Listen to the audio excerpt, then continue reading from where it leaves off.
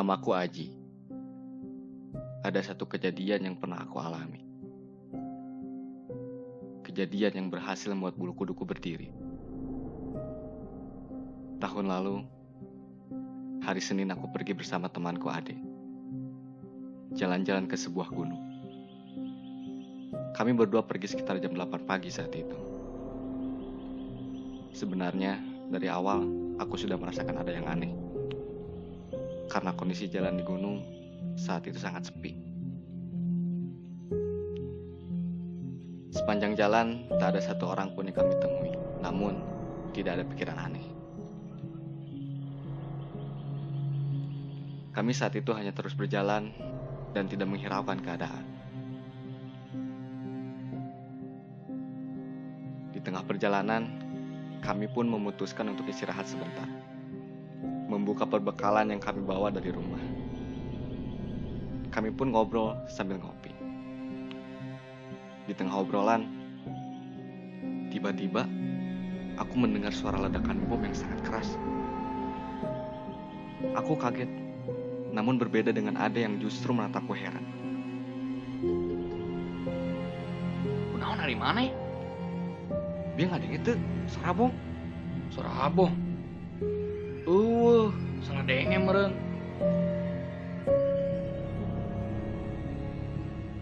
Ade yang terlihat santai itu lantas membuatku ragu. Suara itu sangat keras. Bagaimana mungkin Ade tidak mendengar suara tersebut? Namun saat itu aku masih berusaha berpikir positif. Mungkin memang salah dengar. Setelah istirahat, kami pun melanjutkan perjalanan. Sepanjang jalan, hawa yang aku rasakan mulai tidak enak.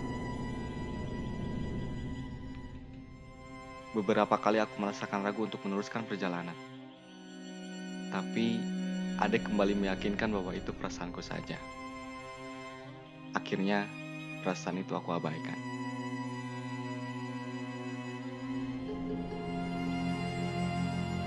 Kami yang sudah cukup jauh berjalan kemudian sampai di warung yang ada di gunung. Pada saat itu semua warung tutup. Tidak ada yang buka sama sekali. Sejauh ini masih tidak ada orang yang kami temui. Hal tersebut membuatku cukup heran dan merasa aneh. Aku merasa seolah hanya aku dan Ade saja yang berada di gunung ini. Tanpa memikirkannya lebih lanjut, aku dan Ade lalu pergi ke benteng Belanda yang memang terletak tak jauh dari warung yang tadi aku lalui.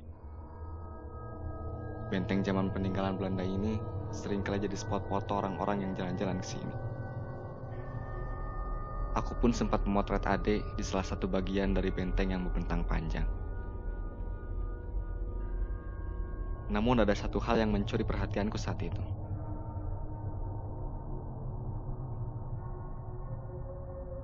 Aku yang berdiri di posisi atas benteng melihat ada seseorang bapak-bapak berdiri di bawah dekat semak-semak. Sepertinya bapak itu lagi nyari rumput, pikirku saat itu. Namun setelah aku perhatikan lagi, bapak itu sepertinya bukan orang daerah sini. Ia memakai baju hijau, kulitnya hitam, rambutnya ikal. Ia yang kutatap itu berbalik melotot ke arahku. Lalu memalingkan wajah ke arah lain. Aku yang penasaran lantas bercerita kepada Ade. Dek, tuh tinggal di handap ayah si bapak kerengarit. Mana? Itu tuh di handap. Jika orang negro, Mana dari mana? Ge. Aku kembali heran dengan Ade. Padahal jelas sekali, bapak itu masih ada di bawah, bahkan berulang kali menatap ke arahku. Asli Ade, itu di handap. Aku meyakinkan Ade kembali. Namun, berulang kali Ade menjawab tidak melihat bapak tersebut. Dari situ aku mulai menyadari, ada sesuatu yang janggal. Entah aku atau Ade yang salah saat itu.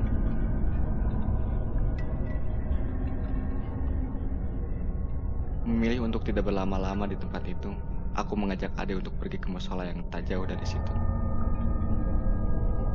Karena kebetulan saat itu sudah memasuki waktu sholat zuhur.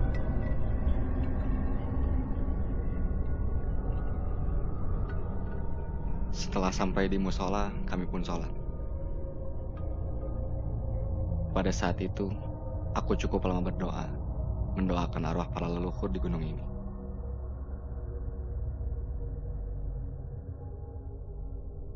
Aku spontan berdoa seperti itu karena merasakan ada hal yang tidak beres dari tempat ini.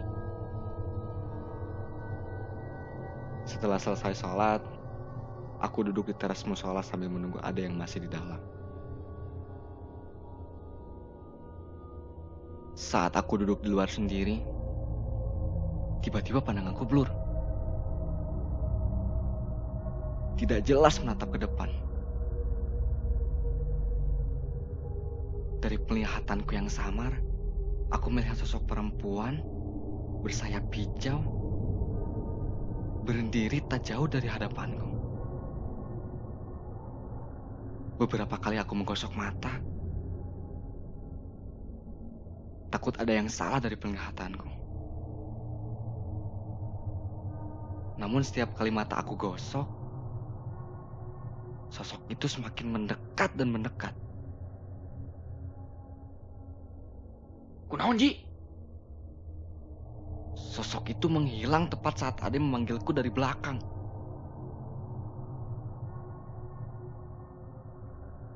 Merasa sudah banyak hal yang aneh terjadi, aku memutuskan mengajak Ade untuk pulang.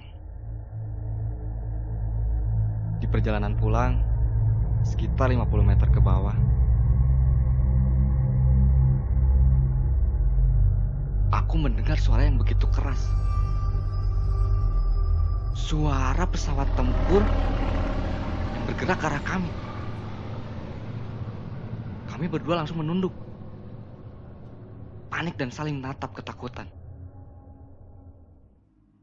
Ji. Suara kapal di mana eta? Kini ada juga mendengarnya.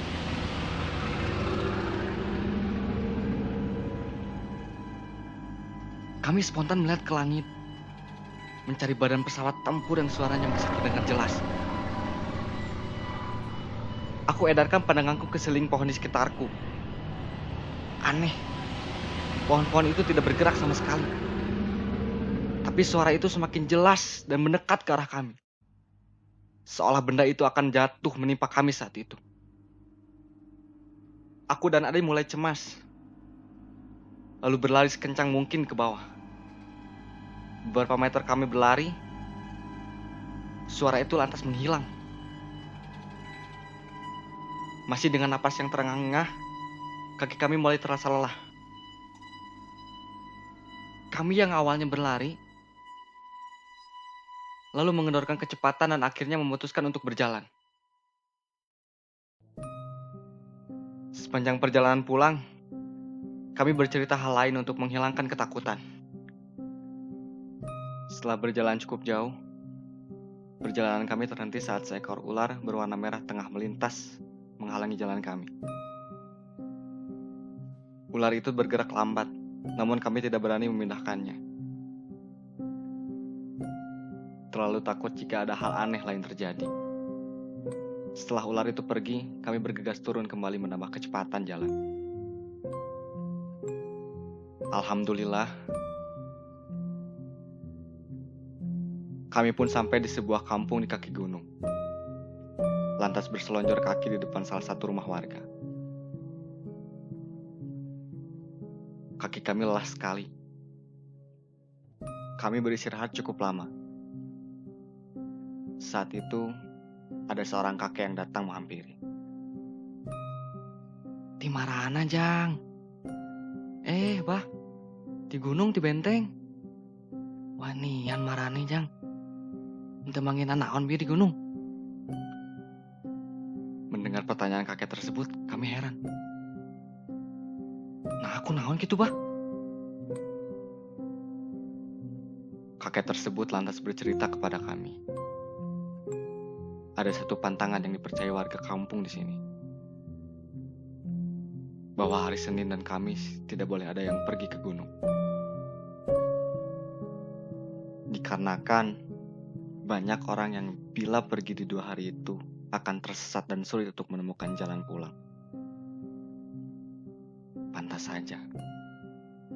Ucapku dalam hati sambil mengingat semua kejadian yang aku alami.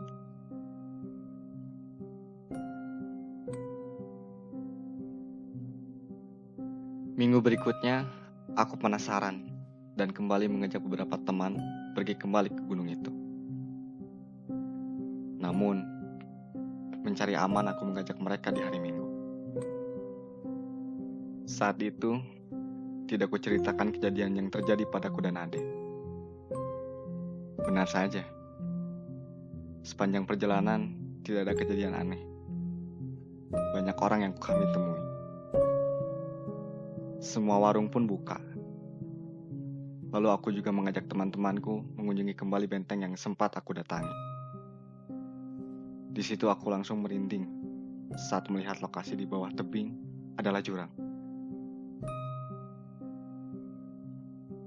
Padahal, Senin lalu aku jelas melihat seorang bapak-bapak berdiri di sana.